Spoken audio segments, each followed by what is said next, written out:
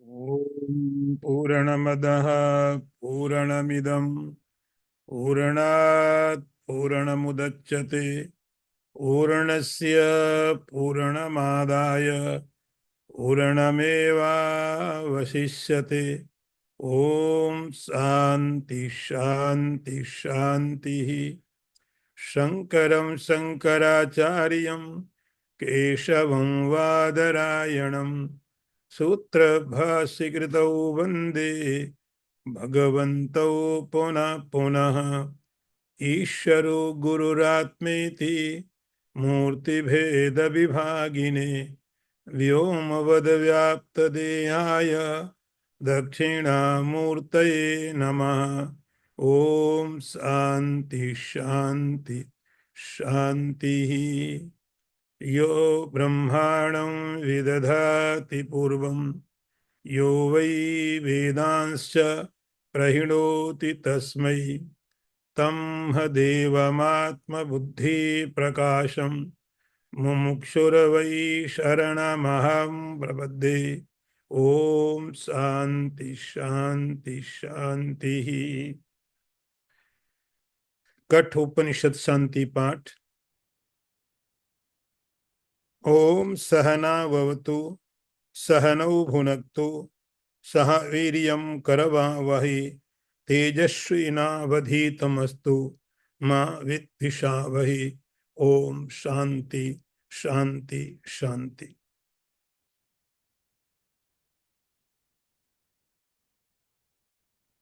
दूसरा अध्याय और बल्ली भी दूसरी, मंत्र पहला।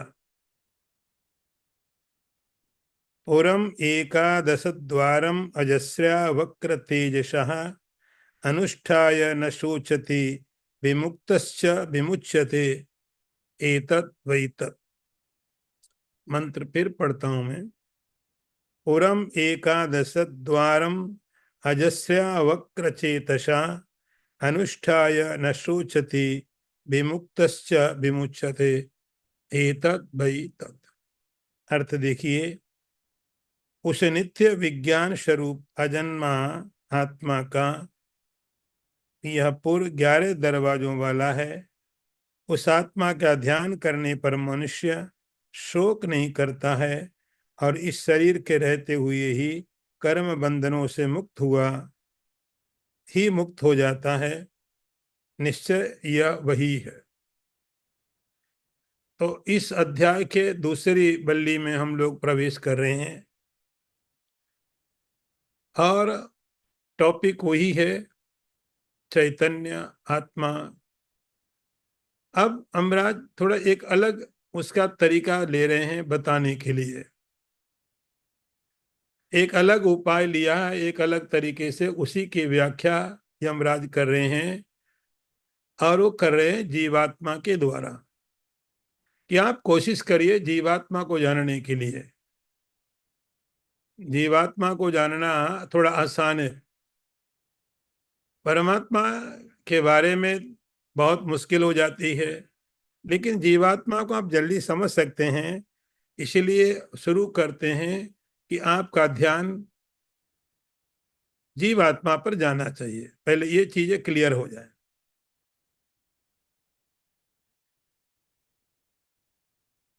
पुरम एकादशम,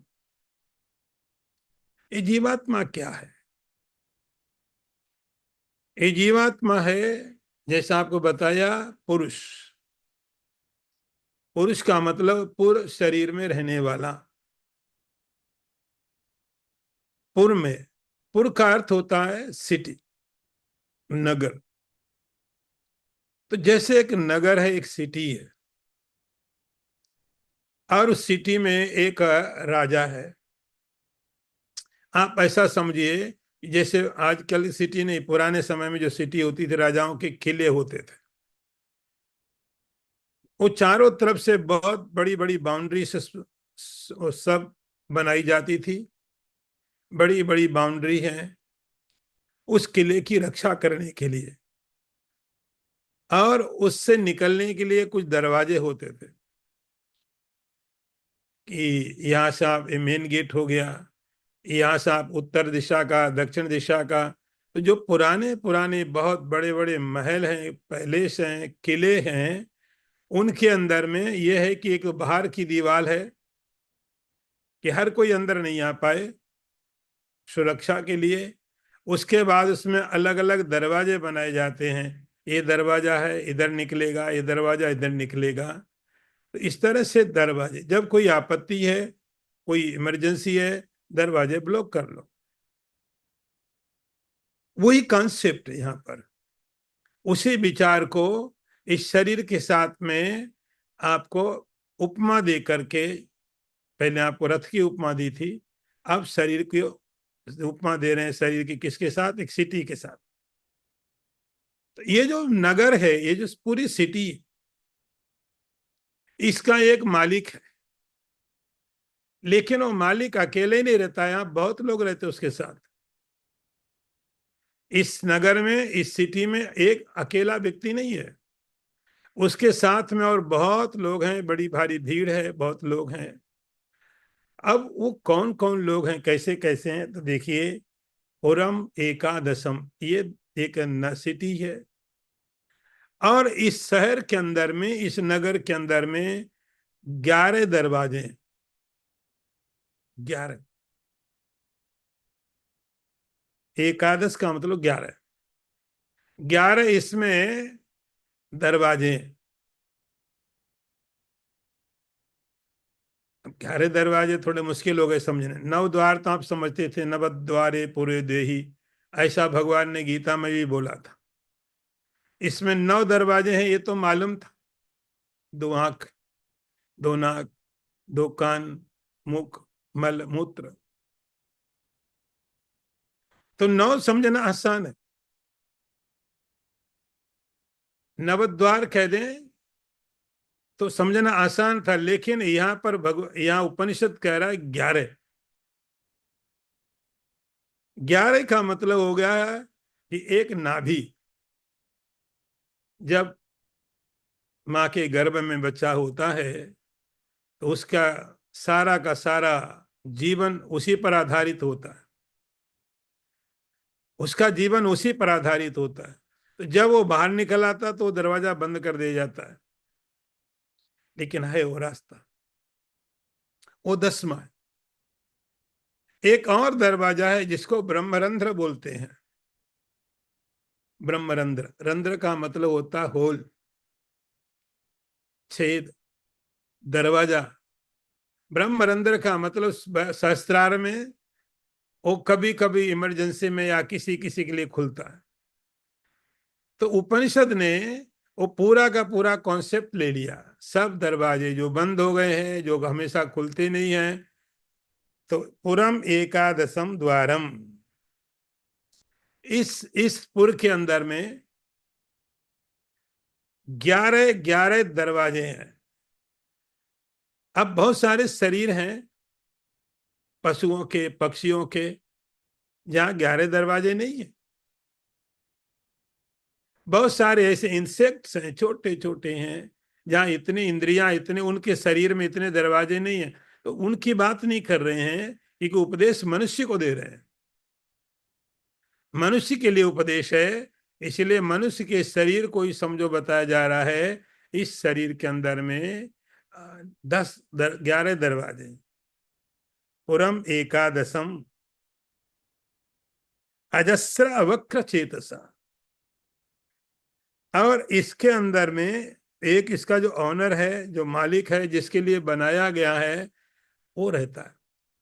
वो कभी अजस्र वक्र, उसमें कोई विकार नहीं होता है, वो जगह बदलता रहता है, वो जगह बदलता रहेगा। कभी इस शरीर में रहा, कभी दूसरे में चला गया, कभी दूसरे में चला गया। तो शरीर, नगर बनते रहेंगे, नगर बिगड़ते रहेंगे, लेकिन वो बदलता रहता है। अजस्र वक्र, उसमें कोई परिवर्तन नहीं होता। जो परिवर्तन होते हैं, वो जो विकार हैं, वो सब दिखाई पड़ते हैं नगर के ऊपर में। इस नगर के अंदर में बहुत काम हो रहे हैं, आपको मालूम नहीं पड़ता है, आप तो सो भी जाते हो। हार्ट बीट हो रहा है, ब्लड सर्कुलेट हो रहा है, डाइजेशन सिस्टम काम कर रहा है, इतनी सारी चीजें चल रही है। जैसे किसी सिटी के अंदर में आ, इतना बड़ा मैकेनिज्म है, किसी सिटी के अंदर इंडस्ट्री लगी हुई है, सब काम कर रहे हैं। ऐसे ही इस बॉडी के अंदर में इतनी बड़ी इतनी चीजें चल रही हैं। आपको आप तो सो गए, सब चीजें चल रही है। इस सिटी है, इसके अंदर अलग अलग पार्ट काम करते हैं, अलग अलग तरह के लोग इसमें काम करते हैं। एक तो आप मालिक हो गए, लेकिन इसके अंदर हमको पता है हजारों हजारों हजारों हजारों सेल्स रहते हैं, व्हाइट सेल, रेड सेल। इस शरीर को कोई नुकसान भी पहुंचाने की कोशिश करते हैं, कोई शरीर को बचाने की कोशिश भी करते हैं। तो आप अकेले नहीं यहां पर हैं, आप इसके मालिक हैं। लेकिन यहाँ पर बहुत इतनी भीड़ है, इतनी भीड़ है, ये शायद दुनिया का सबसे बड़ा सिटी है। दुनिया में सबसे ज्यादा पॉपुलेशन इसी सिटी में है। आप अकेले मालिक हैं, लेकिन आप अकेले नहीं हैं। इसमें इतनी पॉपुलेशन है, इतने सारे काम चल रहे हैं, इतनी सारी व्यवस्थाएं हैं, और 24 घंटे काम हो रहा है। 24 घंटे इतने परिवर्तन हो रहे हैं। तो पुरम एकादशम द्वारम अजस्रा वक्र चेतसा। तो इसका जो ऑनर है, जो इसका मालिक है, जैसे पुराने समय में राजा होता था, एक महल है, महल में राजा होता था, वो किंग होता था, जो मालिक होता था, उसका ऑर्डर चलता था। बाकी अकेला नहीं रहता था, बहुत लोग रहते थे। ऐसे ही इस शरीर के अंदर, इस नगर के अंदर में, जो पूरे के पूरे यूनिवर्स का सबसे पॉपुलेटेड है, इतनी पॉपुलेशन और किसी सिटी में नहीं है। लेकिन आप अकेले मालिक। अनुष्ठाय न सोचती विमुक्तश्च विमुच्यते। तो यमराज कहते जो मालिक है, यदि वो चला गया तो ये सिटी फिर काम नहीं करती। इसीलिए नचिकेता के यमराज ने बोला, ये शरीर एक नगर है। एक एग्जाम्पल देकर के समझाने की कोशिश करते, कितना पैसेंस चाहिए।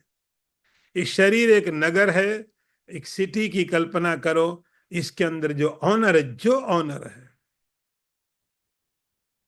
उससे प्रभावित नहीं होता है। अनुष्ठाय न सोचती ही। यमराज कहते नचिकेता, उसका चिंतन करो। उसका चिंतन करने से, उसको पहचानने से वह हर व्यक्ति विमुक्त हो जाता है। उसको पहचानने के बाद हर व्यक्ति विमुक्त हो जाता है। उसको अनुष्ठाय का मतलब उसको पहचानने के बाद हर व्यक्ति विमुक्त हो जाता है और समस्त शोकों से, सभी दुखों से ऊपर उठ जाता है। अगला मंत्र देखिए।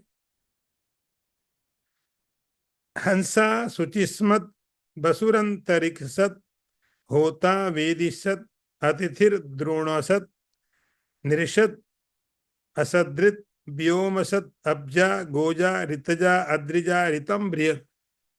बड़ा अजीब मंत्र है, मैं फिर पढ़ता हूं। हंसा शुचिसत बसुरंतरिक्षसत धोता वेदिशत अतिथिर द्रोणसत नृषत रसत सत व्योम असत अब्जा गोजा ऋतजा अद्रिजा ऋतम बृहत। कुछ पता नहीं चला, अलग तरीके की संस्कृत है। पहले इसका अर्थ देख लीजिए। वह गमन करने वाला है, आकाश में चलने वाला है सूर्य, बसु हुए अंतरिक्ष में विचरण करने वाला सर्वव्यापक वायु है, पृथ्वी में स्थित होता है, अग्नि में कलश के रूप से स्थित सोम है। इसी प्रकार वह मनुष्यों में गमन करने वाला, देवताओं में जाने वाला, सत्य आज्ञ में गमन करने वाला, आकाश में जाने वाला, जल पृथ्वी यज्ञ पर्वतों में उत्पन्न होने वाला सत्य स्वरूप महान है। यह मंत्र थोड़ा अलग तरीके का है। तो उपनिषद कहता है कि सबसे पहले आप अपने शरीर के अंदर में उस चैतन्य को देख लीजिए। आपको भरोसा हो जाना चाहिए, आपको विश्वास होना चाहिए कि आप केवल शरीर नहीं है, आप इस शरीर के साथ हैं लेकिन आप शरीर नहीं है। तो आपको अलग अलग चीजें समझनी पड़ेंगी। आप शरीर के साथ हैं, आप शरीर के साथ हैं लेकिन आप केवल शरीर नहीं। इसके अंदर कुछ ऐसी चीज है जो कॉन्शियस चैतन्य है, जिसके कारण सब जगह में चैतन्य मालूम पड़ रहा है। तो पहले जब आपने यहां पर समझ लिया, यहां पर समझ लिया, अब उसी तत्व को अब आप बाहर समझ रहे हैं। यदि यहां नहीं समझा तो बाहर कहीं परमात्मा नहीं है। ये उपनिषदों का सिद्धांत आप समझना बहुत प्रैक्टिकल है। हम ईश्वर को बाहर ढूंढते रहते हैं, मन में संदेह रहते हैं ईश्वर है कि नहीं है, परमात्मा हो भी सकता है नहीं भी हो सकता है। क्योंकि उपनिषद कहता है आप पहले एक चीज कंफर्म कर लो, आपके अंदर में, इस शरीर के अंदर में क्या कोई चैतन्य है कि नहीं। और ये समझना आसान भी है, ये समझना आसान भी है। तो जब यहां पर ठीक हो गया, जब यहां पर मालूम पड़ने लग गया चैतन्य है, तब नेक्स्ट लेवल में जाते कि चैतन्य क्या इतने में ही है। अगला क्वेश्चन होगा, क्या वो चैतन्य जो परमात्मा है, जिसको हमने जाना है, क्या इसी शरीर में कि इससे और भी कहीं। यहां तक क्लियर हो गया, इस शरीर के अंदर कुछ ऐसा है जो शरीर से अलग है, इस शरीर के अंदर कुछ ऐसा है जो इस शरीर का पार्ट नहीं है, न इसके कारण घटता है न इसके कारण बढ़ता है, जो अनटच्ड है, कुछ ऐसा है। आप नाम दे दिया आपने थोड़ी देर के लिए आत्मा। अब अगला क्वेश्चन अपने आप होना चाहिए, क्या वो जो चैतन्य आत्मा है क्या इसी शरीर के साथ है या और कहीं भी है। तब ये मंत्र आता है, हंसा शुचिष्यत। जब यहां पर समझ लिया, यही चीज अब आप दूसरी जगह समझ लेते हैं। यही उपनिषद का सिद्धांत, एके न विज्ञाते न सर्वम विज्ञातम भवते। अरे पहले एक तो जानो, तो जो अवेलेबल है नजदीक, जिसको जानना आसान है, पहले उसको तो जानो। एक को जान ले तो पहले यहीं से जान लो। ये जानने के बाद हंसा सूची सत, अब वही चैतन्य जो इस शरीर के अंदर, इस शरीर में रहता है, इस नगर में रहता है, इस पुर में रहता है, वही सूर्य में रहता है। जो सूर्य शुचिशत आकाश में गमन करता है। शुचिशत माने बहुत ब्राइट, चमकदार आकाश में घूमने वाला जो हंस, हंस का अर्थ है सूर्य है, क्योंकि ज्ञान प्रकाश देता है, प्रकाश ज्ञान का प्रतीक है, इसीलिए उसको हंस बोला गया। हंस, हंस सिंबल होता है विवेक का, इसलिए कई बार महात्माओं को परमहंस बोलते हैं। तो हंस माने सूर्य, आकाश में जो चल रहा है, आकाश में जो सूर्य विचरण कर रहा है, उस सूर्य के अंदर में भी वही है जो इस शरीर के अंदर में। सोचिए, सूर्य के अंदर वही है। उसके बाद में वसु, यहां वसु का अर्थ वायु, वायु, एयर। जो एयर अंतरिक्ष में, स्पेस में, हमारे जहां पर जगह है वहीं तो वायु होगी। जो वायु समस्त प्राणियों को प्राण दे रही है, सारे लोगों को जीवन दे रही है, वो जो वायु घूम रही स्पेस में, वो उस वायु के अंदर में भी वही परमात्मा है।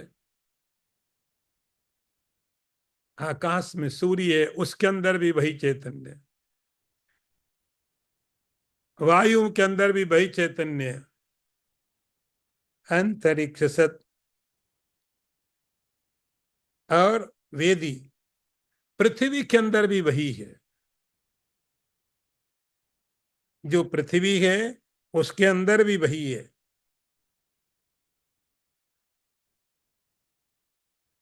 वेदी सत अतिथिर द्रोण सत, और वही अग्नि के अंदर स्थित है। वेदी सदृश, और जो अतिथि है, अतिथि के अंदर में, अतिथि का मतलब पहले का कॉन्सेप्ट आजकल का नहीं है। अतिथि जो मेहमान है, उसके अंदर जो हमारे घर में आता है, जिसको हम बोलते हैं अतिथि देवो भव, मातृदेवो भव, पितृदेवो भव, अतिथि देवो भव। उस अतिथि के अंदर में भी जो देवता की हम बात करते हैं वही है। पृथ्वी के अंदर अग्नि के अंदर है। और निरिषद, पहले आप समझ लीजिए, निरिषद, निरी का मतलब मनुष्य, समस्त मनुष्यों के अंदर वही है। मेरे अंदर आत्मा अलग है, तुम्हारे अंदर अलग है, ऐसा नहीं। मेरा मन अलग है, आपका मन अलग है। मेरी बुद्धि अलग है, आपकी बुद्धि अलग, मेरा शरीर अलग है, आपका शरीर अलग है। ये हमारे डिफरेंसेस हैं। लेकिन चैतन्य जो हमारे अंदर है वही वहां पर है।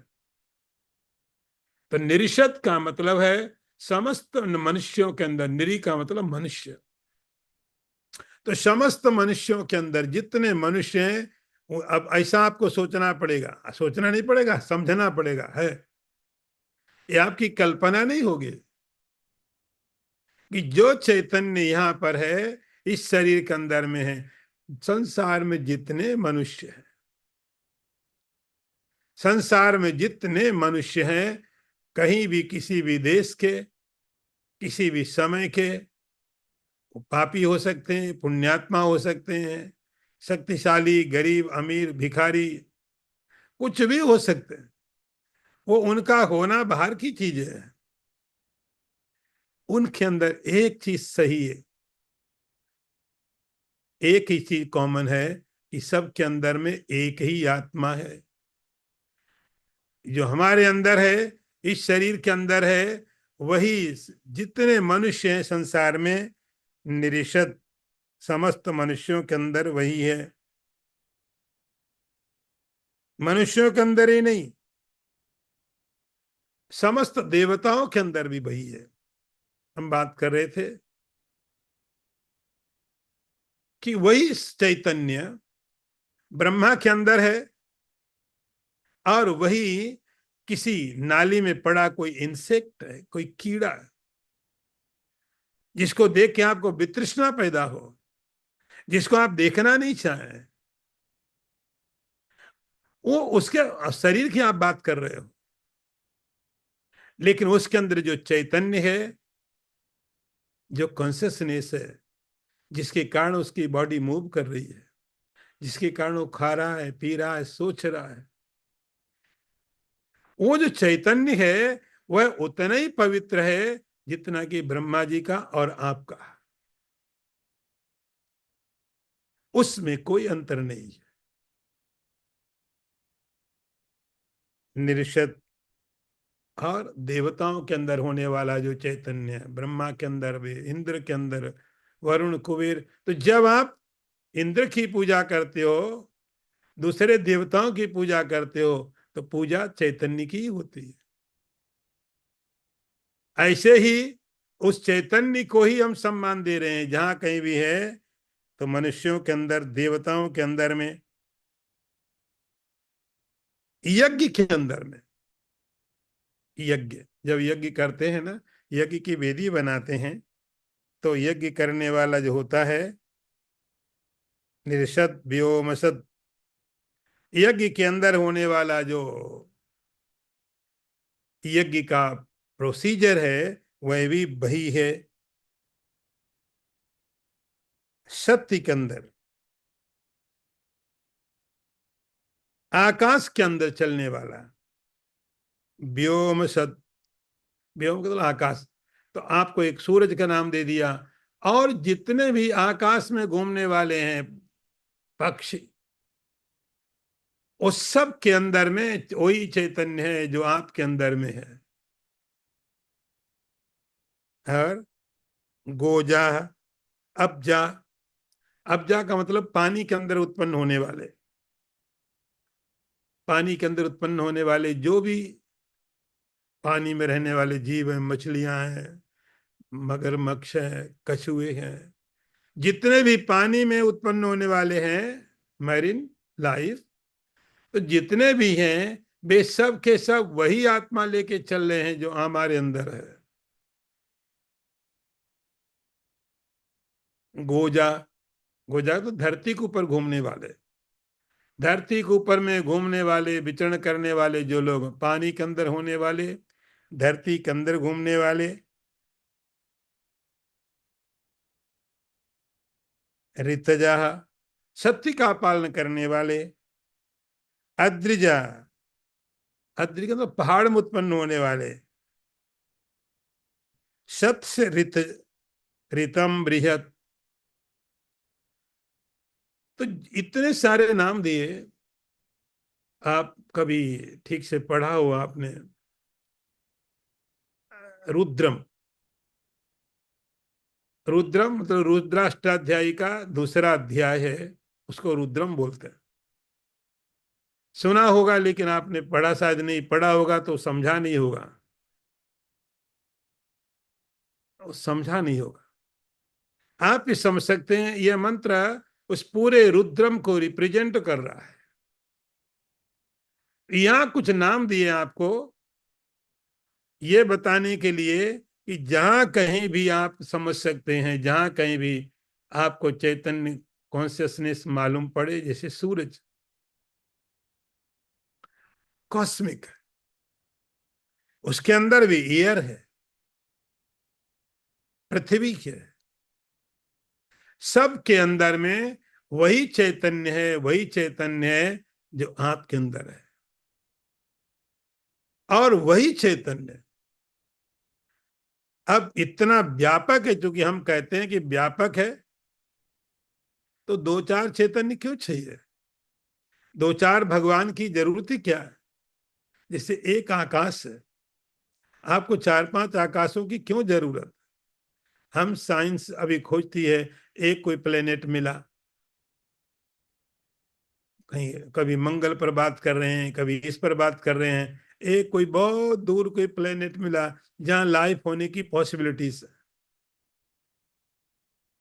तो वो हो सकता है कि एक धरती यहाँ पर है, एक अलग स्पेस में कोई और है स्पेस में, लेकिन हम दूसरा स्पेस नहीं ढूंढते, एक और स्पेस चाहिए हमको, क्योंकि स्पेस के लिए स्पेस ही नहीं है, आकाश के लिए कोई और जगह ही नहीं है। तो एक धरती से दूसरी धरती के बीच में जगह है, एक ग्रह के बीच दूसरे ग्रह की जगह है, लेकिन एक आकाश के बीच दूसरा आकाश होने की पॉसिबिलिटी, संभावना ही नहीं है, क्योंकि जगह ही नहीं है। ऐसे ही उपनिषद ये आइडिया देने की बात कर रहा है कि पहले आप उस चैतन्य को, उस आत्मा को अपने अंदर देख लीजिए, अपने अंदर देखने के बाद वही वही आत्मा, वही आत्मा उन शरीरों में भी रह रहा है, वो जो या तो बहुत बड़े हैं सूरज के जैसे, या कि बहुत छोटे इंसेक्ट, और भी इन मंत्रों, इस मंत्र में जो नाम दिए उसके अलावा जो भी आपको समझ में आता है, आप सब शरीरों को समझ लेना, हर एक शरीर के अंदर में वही चैतन्य। आगे मंत्र देखिए। ऊर्ध्वं प्राणमुपनयति अपानं प्रत्यगस्ति मध्ये वामनमासीनं विश्वे देवा उपासते। मंत्र फिर पढ़ता हूं एक बार। ऊर्ध्वं प्राणम उन्नयति अपानम प्रत्यगस्ति मध्ये वामनमासीनम विश्वे देवा उपासते। अर्थ देखो, जो प्राण को ऊपर की ओर लेके जाता है, जो अपान को नीचे की ओर ढकेलता है, जो हृदय के मध्य में रहने वाले उस वामन आराध्य सब देव जिसकी उपासना करते हैं। क्योंकि मैंने आपको बताया यमराज अभी शरीर के अंदर होने वाले चैतन्य को ही समझा रहे हैं। ये समझ में आ गया तब आप उसको बाहर देख सकते हैं। पहले यहां पर समझ में आना चाहिए। और एक मेथड लिया, जैसे हम बात कर रहे थे कि शरीर एक नगर है, पुर है, और इसके अंदर में बहुत तरह की एक्टिविटी हो रही हैं, बहुत तरह की इंडस्ट्री काम कर रही हैं, बहुत बड़ा काम चल रहा है, इतना एक्टिव, इससे ज्यादा जनसंख्या वाला और कोई शहर किसी दुनिया में नहीं है। 24 घंटे एक्टिव है, नॉन स्टॉप, कभी कोई आराम नहीं। ना उनके लिए दिन है, ना उनके लिए रात है। बॉडी में रहने वाले लोग काम कर रहे हैं। अलग अलग बॉडी के पार्ट हैं जो काम कर रहे हैं। कोई बड़े बड़े हैं, कोई बहुत छोटे हैं, कोई बहुत छोटे हैं, कोई बहुत छोटे हैं।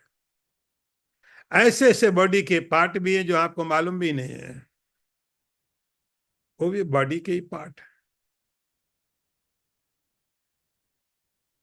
इसमें बहुत महत्वपूर्ण हिस्सा है प्राण का। प्राण, प्राण वायु, हम उसको जीवन बोलते हैं। अब यमराज नचिकेता को जीवन के द्वारा, प्राण के द्वारा उस चैतन्य का बोध कराने की कोशिश करते हैं। हमारी एक समझ है हम जीवित हैं क्योंकि प्राण है। और यहां पर जैसा मैंने आपको बताया, यहां बताया, किसी प्रकरण में जरूर बताया कि प्राण वायु 5 तरह से काम करती है। इसलिए हम उसको 5 नाम देते हैं, प्राण, अपान, समान, व्यान और उदान। यहां यमराज ने केवल 2 की बात की है, प्राण और अपान की। प्राण का काम क्या है? तो जब प्राण बोलते हैं तो आप कहते हैं ब्रीदिंग सिस्टम। श्वास बाहर आ रही है, श्वास भीतर जा रही है, श्वास बाहर है, श्वास भीतर है, इसका नाम प्राण है। तो जब आप काम करते हैं, आपका जीवन का प्रतीक, जीवन का सिंबल क्या है कि आप श्वास ले रहे हैं। श्वास ले रहे हैं मतलब जीवित है। अपान वायु नीचे से निकलती है, प्राण ऊपर से आते जाते हैं। तो ऊर्ध्वम प्राणम उन्नयति ही, प्राण को ऊपर जाने के लिए प्रेरणा दी जाती है। प्राण को ऊपर जाने के लिए प्रेरणा दी जाती है। वायु तो सब जगह है, लेकिन सब जगह वायु आपके जीवन के लिए काफी नहीं होती है। सब जगह वायु पूरी भरी हुई है, लेकिन वो वायु हमको जीवन देने के लिए काफी नहीं होती है। तो प्राण को ऊपर आना है, अपान को नीचे जाना है। ऊर्ध्वम प्राणम उन्नति अपानम प्रत्यगस्ति, और अपान वायु को नीचे की तरफ जाना है। ये प्रक्रिया चलती है, जीवन चलता है। इन दोनों के बीच में जहां प्राण और अपान दोनों मिलते हैं, उसको मध्य दे दिया। मध्य माने बीच में, मध्य का अर्थ बीच। तो ऊपर की तरफ प्राण जा रहा है, नीचे की तरफ अपान जा रहा है। एक ऐसा मीटिंग पॉइंट है कि जहां पर प्राण और अपान दोनों मिलते हैं। गीता में भगवान ने इसकी बड़ी चर्चा की, प्राणे अपानम तथा प्राणे अपानम। तो प्राण वायु ऊपर को जा रहा है, अपान वायु नीचे को जा रहा है, तो जो मीटिंग पॉइंट है उसको मध्य समझ लो। वहां पर मध्य वामनम आसीनम, उस जगह में जहां पर अमराज के कहने का ढंग है, बस किसको बताने के लिए, इस शरीर के अंदर में आत्मा है। तो यमराज कहते हैं ऐसा ऐसा पॉइंट, कैसा पॉइंट, ऊपर प्राण जा रहा है, नीचे अपान वायु जा रहा है, जहां ये दोनों स्टार्ट होते हैं, जहां से दोनों स्टार्ट होते हैं, प्राण ऊपर की तरफ जाने की कोशिश कर रहा है, अपान वायु नीचे जाने की कोशिश कर रही है, जहां से दोनों स्टार्ट होते हैं उसको आप मध्य मानो। और उस जगह में, उस सेंटर के ऊपर में यही चैतन्य बैठा हुआ है। मध्य वामनम आसीनम, आसीनम का मतलब बैठा हुआ है। वामन जिसका सब लोग भजन करते हैं, चिंतन करना चाहिए जिसका, तो वो चैतन्य, वो परमात्मा या भगवान या जीवात्मा या आप, ये कहने का ढंग है, केवल बताने का तरीका है कि जहां से प्राण शुरू होता है, जहां से अपान शुरू होता है, प्राण ऊपर की तरफ यात्रा करता है, अपान नीचे की तरफ यात्रा करता है। शरीर का जो मध्य भाग है, उस मध्य भाग के अंदर में वहां पर आसीनम, ये बैठा हुआ है। प्राण को बोलता ऊपर जाओ, अपान को बोलता नीचे जाओ, दोनों को कंट्रोल करता है। प्राण को ऊपर भेजने की, प्राणम ऊर्ध्वम, ऊपर की तरफ जाता है, अपान नीचे की तरफ को जाता है। दोनों को जो कंट्रोल करता है, ये अपने आप नहीं जा रहे हैं। मध्य वामनम आसीनम, वहां पर जो इनका मीटिंग पॉइंट है, वहां पर बैठा हुआ वह जीवात्मा है, जिस सब लोग उसका भजन करते हैं, सेवा करते हैं, उपासना करते हैं, देवा उपासक है। तो उसी वो जो मध्य में बैठा है, जहां से प्राण शुरू हो रहा है, अपान शुरू हो रहा है, वहां पर जो बैठा है, सभी देवता उसी की उपासना करते हैं, सभी उपासना करते हैं, उसकी सेवा कर रहे हैं। आंख उसकी सेवा कर रही है, कान उसकी सेवा कर रहे हैं, जिसकी जो सामर्थ्य, आप कहते हैं ना भाई मेरी जो सामर्थ्य होगी मैं जरूर करूंगा कुछ काम, क्योंकि अच्छा काम है।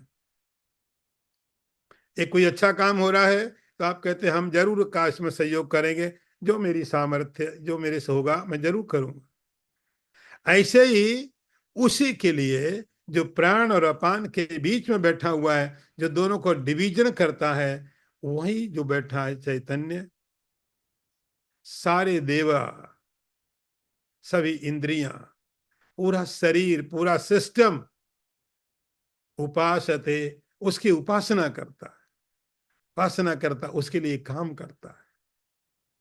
यमराज कहते हैं नचिकेता, उसकी तरफ तुम ध्यान लेके जाओ। आगे मंत्र देखिए।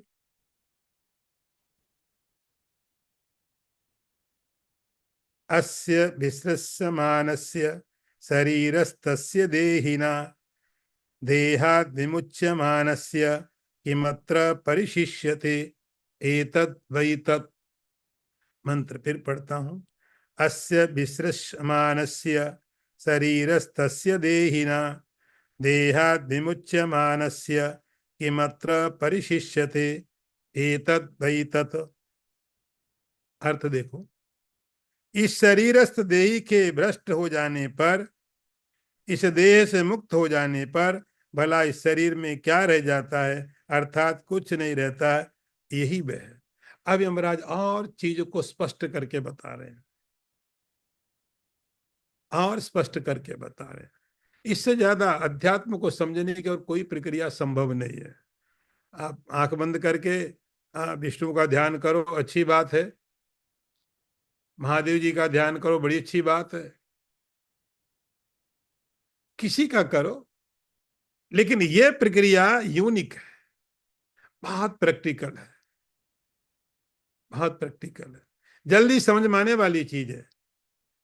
यमराज कहते हैं और हम इसको स्पष्ट करते हैं इसी विषय को, तो नचिकेता को यमराज कहते हैं मैं और बताता हूँ। यमराज को पीछे छुड़ाना होता बात बता देते, तुम समझे नहीं समझे हमको क्या लेना देना, हमने तो बता दिया।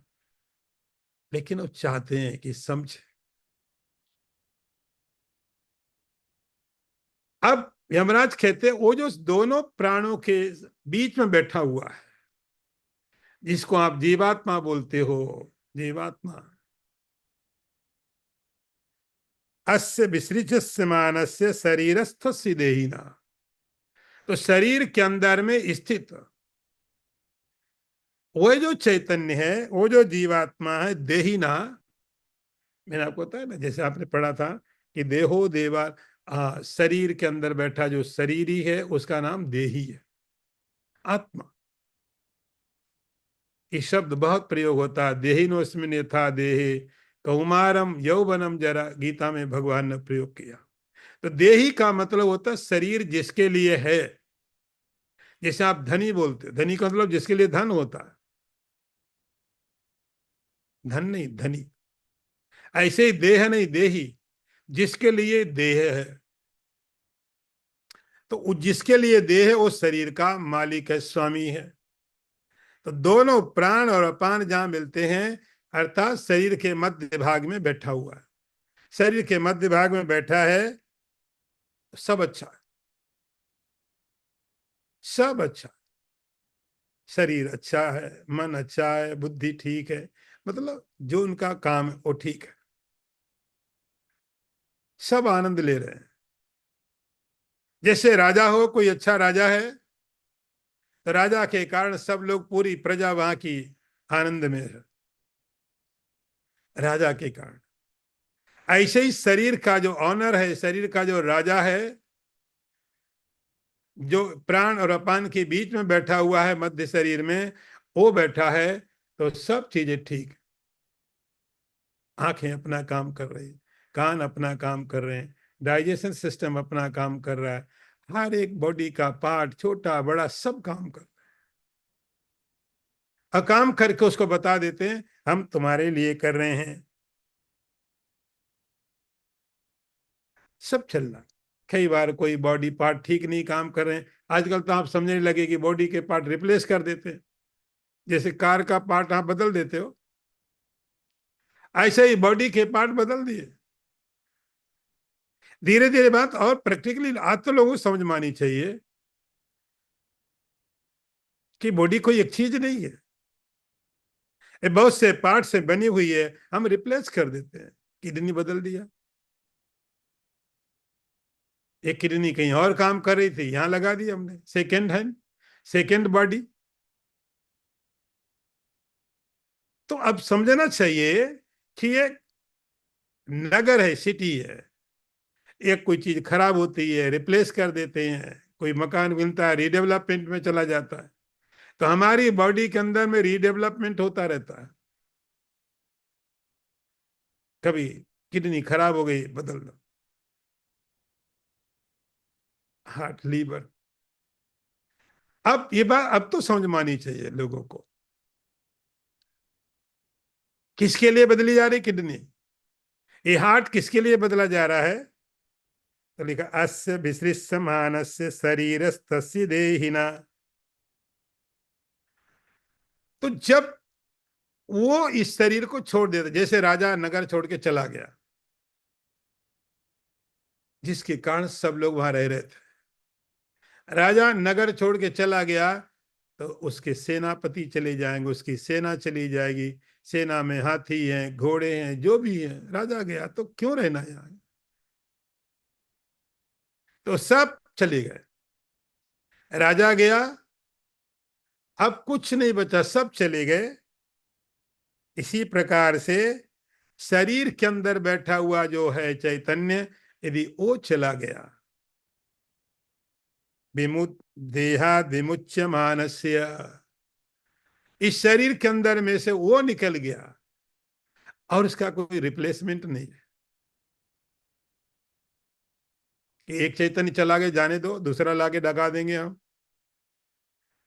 उसका कोई रिप्लेस, ब्लड आप बदल सकते हो, किडनी बदल सकते हो, हार्ट, लीवर, क्योंकि पार्ट है बॉडी के, तो बॉडी के पार्ट आप चेंज कर सकते हो। लेकिन जो कॉन्शियसनेस है बॉडी का पार्ट है ही नहीं, तो ये कॉन्शियसनेस सी काम नहीं कर रहा है, मैं दूसरा लगाना चाहता हूं, उसका कोई रिप्लेसमेंट नहीं है। तो जब तक वो है, शंकराचार्य ने लिखा, भारिया बिभ्यति तस्मिन काय गतवती वायु देहा पाए। 80-90 साल तक साथ रहे, एक दूसरे के साथ रह करके सिक्योरिटी की फीलिंग होती थी। ये कब तक हो रहा था?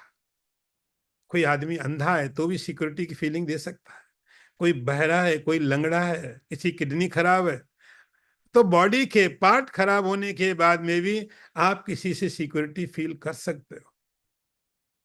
आप राग कर सकते हो, द्वेष कर सकते हो, घृणा कर सकते हो, प्रेम कर सकते हो। कोई अंधा हो तो भी कर सकते हो, कोई बीमार है, कोई स्वस्थ है, कोई बॉडी का पार्ट डैमेज है, लेकिन वहां भी घृणा हो सकती, प्रेम हो सकता है। लेकिन देहात विमुच्यमानस्य, जब देही के शरीर के अंदर से वो निकल गया,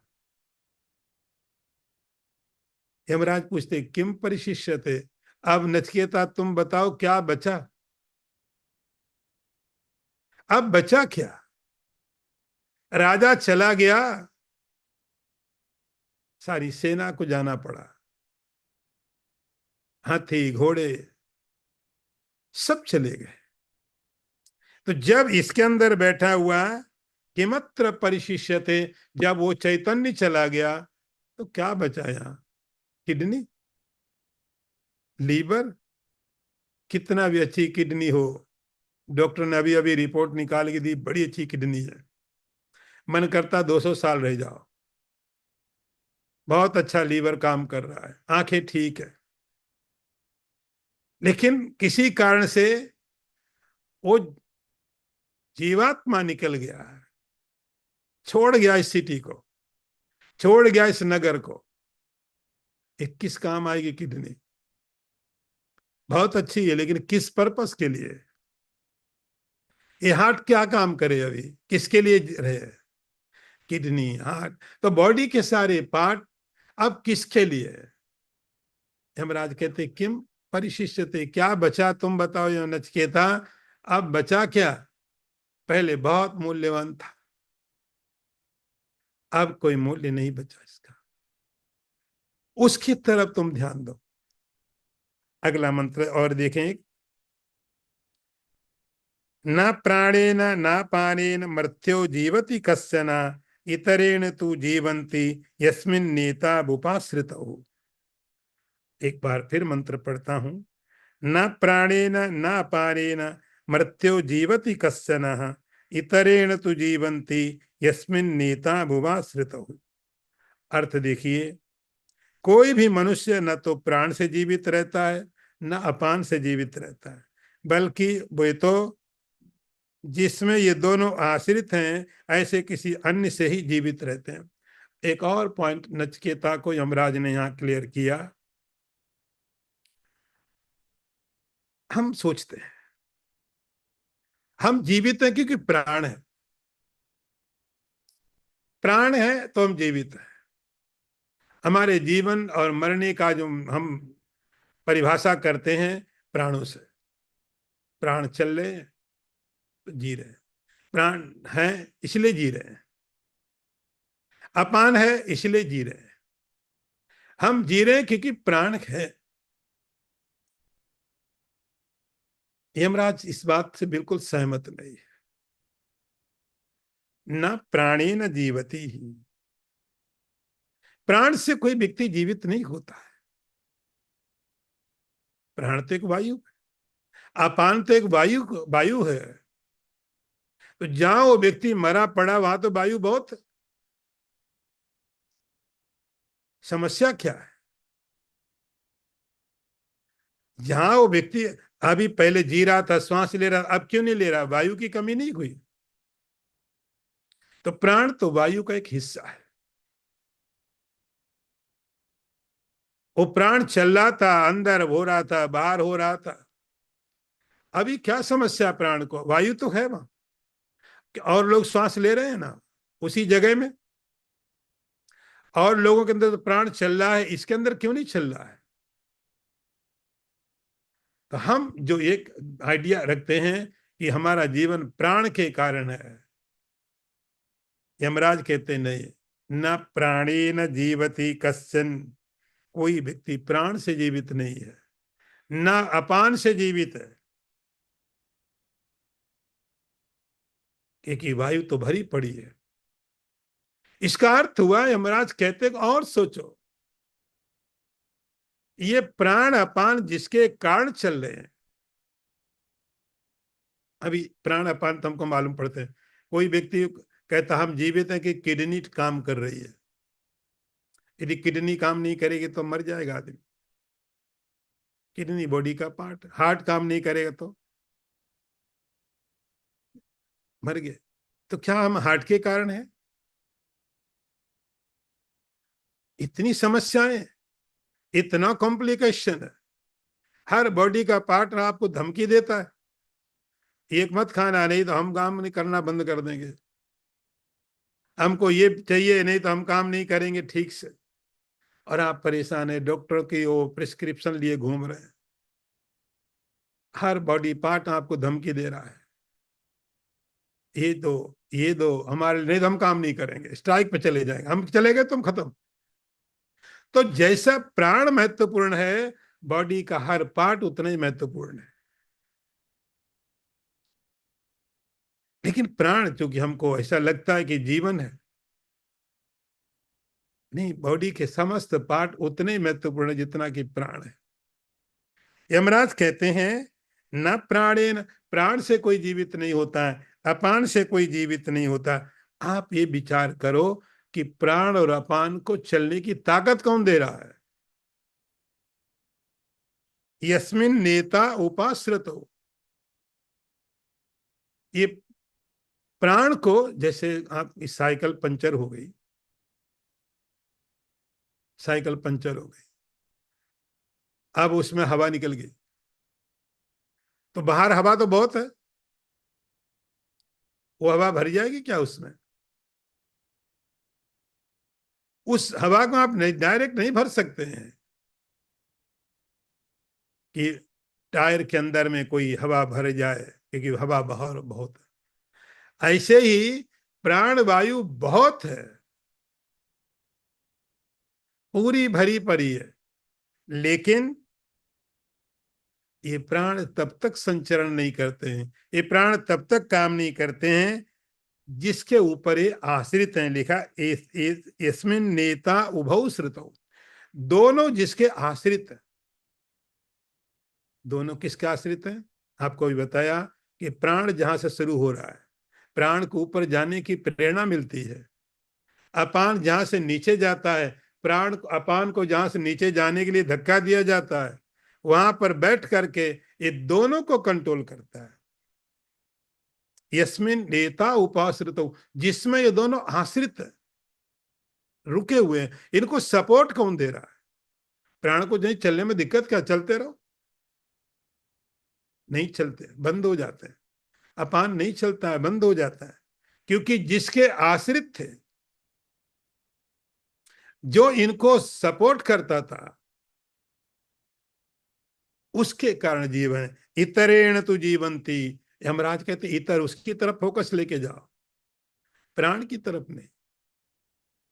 प्राण को कोई और चला रहा है, अपान को कोई और चला रहा है। तो जो चला रहा है वो इतर है, प्राण नहीं है वो। वही प्राण के कारण पे किडनी को चला रहा है, लीवर को चला रहा है, तो सारी चीजें उसके कारण चल रही है। इतरेण तो जीवती, यमराज कहते समस्त प्राणियों का जीवन किससे है? इतर से, अर्थात जीवात्मा से, इसीलिए उसका नाम जीव है। सब उसके कारण जीवित हैं। इतरेण तो जीवती इसलिए सब भ्रम निकाल दो दिमाग से, सब दिमाग से भ्रम निकालो कि प्राण है इसलिए हम जिंदा हैं, अपान इसलिए जिंदा है, नाड़ी काम कर रही, किडनी, अरे सब काम बंद हो जाता है जब वो निकल जाता है। इसलिए यमराज कहते हैं नचकेता उसकी तरफ तुम फोकस लेके जाओ। ओम पूर्णमदः पूर्णमिदं पूर्णात् पूर्णमुदच्यते पूर्णस्य पूर्णमादाय पूर्णमेवावशिष्यते। ओम शांति शांति शांति। शंकरं शंकराचार्यं केशवं वादरायणं सूत्रभाष्यकृतौ वन्दे भगवन्तौ पुनः पुनः। ईश्वरो गुरुरात्मेति मूर्तिभेद विभागिने व्योमवद्व्याप्तदेहाय दक्षिणामूर्तये नमः। ओम शांति शांति शांति। यो ब्रह्माणं विदधाति पूर्वं यो वै वेदांश्च प्रणोति तस्मै तम् देवमात्मबुद्धिप्रकाशं मुमुक्षुर्वै शरणमहं प्रपद्ये। ओम शांति शांति शांति।